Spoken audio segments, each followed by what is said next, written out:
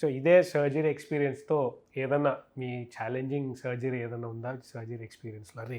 చాలా కష్టపడ్డా ఈ ట్యూమర్ తీయడానికి అన్నట్టు. అంటే చాలా ఉన్నాయి రోహిత్. బట్ ఒకటి స్ట్రెయిట్ ఫార్వర్డ్‌గా చెప్పాలంటే రీసెంట్‌గా ఒక హ్మ్. డాక్టర్‌కి సర్జరీ చేస్తున్నా. హ్మ్. Rectal cancer. అంటే? రెక్టమ్ అంటే పెద్ద పేగు ఒక లోవర్ పార్ట్. మనకు హ్మ్. మోషన్ వచ్చేదానికంటే కొంచెం పైన ఉంటుందన్నమాట. ఓకే. ఆ! ఇట్స్ లార్జ్ ఇంటెస్టైన్ హ్మ్. క్యాన్సర్ హ్మ్. అనుకోండి.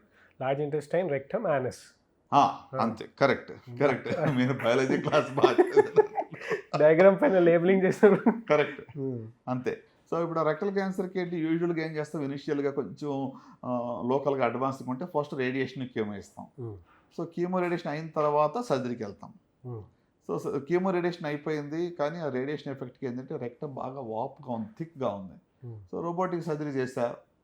ఆల్మోస్ట్ తీసేయాలి ఇంక అంతా రెడీ అయిపోయింది. అటు తీయడానికి దానికి ఒక స్టేప్లర్ ఫైర్ చేస్తాం లోవర్ పార్ట్‌లో. హ్మ్. ఎక్కడైతే కట్ చేయాలో అక్కడ స్టేప్లర్ ఏస్తాం. హ్మ్. మనం ఎలాగైతే మామూలుగా రొటీన్ కరెక్ట్. ఆ! స్టేప్లర్స్ వస్తాయో అట్లా ఇంటెస్టైనల్ స్టేప్లర్స్ వస్తాయన్నమాట. హ్మ్.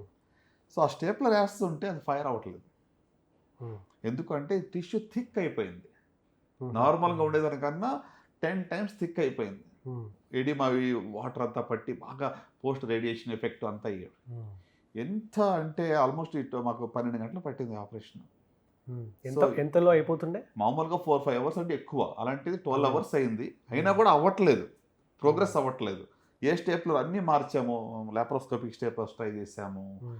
తర్వాత ఇంకా ఓపెన్ స్టేప్లర్స్ చిన్న ఇన్సిషన్ పెట్టి ఓపెన్ చేసి ఓపెన్ స్టేప్లర్స్ అయితే అయ్యన్నా పడతాయని చెప్పి ఏది పట్టటం లేదు. హ్మ్.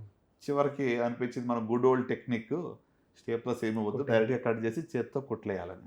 కానీ రోబోటిక్‌లో ఉండటం వల్ల ఏమైందంటే ఇంక లాస్ట్‌కి అప్పుడు ఆ యొక్క కుట్లేయడం కూడా రోబోటిక్ ద్వారా చేయడం కట్ మాత్రం ఓపెన్‌గా చేసాము. హ్మ్.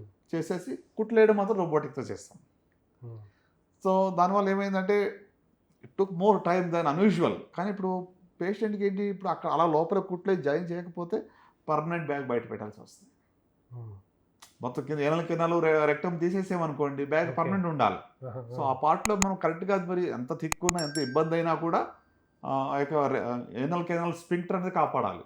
హ్మ్. సో, స్టూల్ హోల్డింగ్ కెపాసిటీ ఉంటుంది. లేకపోతే అవును. Permanent bag పెట్టాల్సొస్తుంది. బ్యాగ్ అంటే మనం ఆపరేషన్ టైమ్‌లో యూరిన్ అది పెడతా అది కాదు. అదంటారు. కొలాస్టమీ అంటాం. మోషన్ బయటకొచ్చేది కడుపు పై నుంచి పేగు బయట పెడతాం.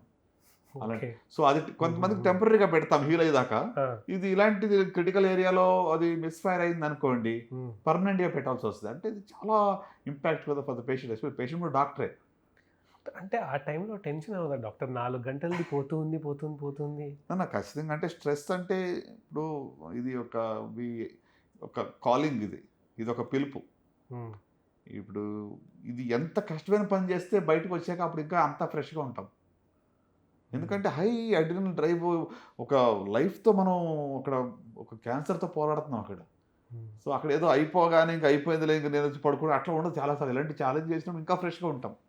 హ్మ్. అంటే ఆ మైండ్ అట్లా ఫైన్ ట్యూన్ అయిపోతుందనమాట.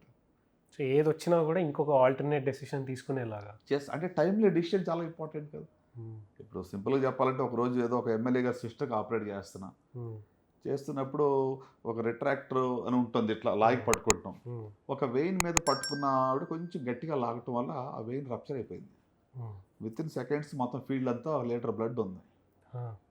ఓకే. ఒక పక్కన వీఐపీ సిండ్రోము. హ్మ్. రైట్. సో, ఇప్పుడు ఆ టైంలో అంతా క్లీన్ చేసుకునే వాటర్ సక్షన్ మెషిన్ ఉంటుంది. వాటర్ అంతా ఏసి క్లీన్ చేసుకున్న తర్వాత నొక్కి పెట్టుకోవాలి ఫస్ట్. బ్లీడింగ్ హ్మ్. ఆపాలి కదా! హ్మ్. అంత ఫాస్ట్‌గా వస్తుంది. సో, తీయగానే మళ్ళా బ్లీడ్ అయిపోతుంది. హ్మ్. అప్పుడు ఏం చేయాలా? ఆ టైంలో దాన్ని క్లోజ్ చేయాలి. ఇన్‌స్ట్రుమెంట్‌తో పట్టుకోవడానికి లేదు. హ్మ్. ఎందుకంటే ఆ వెయిన్ చాలా థిన్ ఉంటుంది. ఎక్కువ ఏదైనా పట్టుకోవడానికెళ్తే మళ్ళా టేర్ అయిపోద్ది. హ్మ్. సో, అలాంటప్పుడు ఏం చేయాలి? Pressure, prayer. తర్వాత మనం మైండ్ అంటే you should not lose your cool. Weight నొక్కి పెట్టి ఒక 2 నిమిషాలు టేక్ డీప్ బ్రెత్. హ్మ్. తర్వాత ఒక్క సూచర్ తీసుకున్నా. ఫైన్ సూచర్ హ్మ్. థిన్‌గా ఉండడం. ఇక్కడ సూచర్ థిక్ ఉందనుకోండి అదే టేర్ అయిపోద్ది. హ్మ్. నీడిల్‌తో పోక్ చేస్తే. హ్మ్. సో, ఒక్క బైట్ తీసుకొని ఫిగర్ ఆఫ్ 8 సూచర్ అంటామనమాట. దాన్ని ఉల్టా తిప్పేస్తే 8 లాగా ఏస్తామనమాట. హ్మ్. హ్మ్. అది వేయగానే ఒక డ్రాప్ ఆఫ్ బ్లడ్ లేదు. హ్మ్. అంటే అప్పుడేంటి టైమ్‌లీ విజ్డమ్ అనేది ఇంపార్టెంట్. ఆ సమయస్ఫూర్తి కరెక్ట్‌గా ఆ టైంకి ఎక్కడ బయట తీయాలనేటువంటి స్కిల్ ఇంపార్టెంట్. అంటే it is more of an art than science అంటాం ఒక రకంగా చెప్పాలంటే. హ్మ్. సో, దట్స్ హౌ ఇలాంటి చాలా మొమెంట్స్ మరి లాస్ట్ 20 ఇయర్స్‌లో నేను చూసాను. హ్మ్. కానీ చాలా ఫుల్‌ఫిల్లింగ్ అంటే తృప్తి ఇస్తుంది.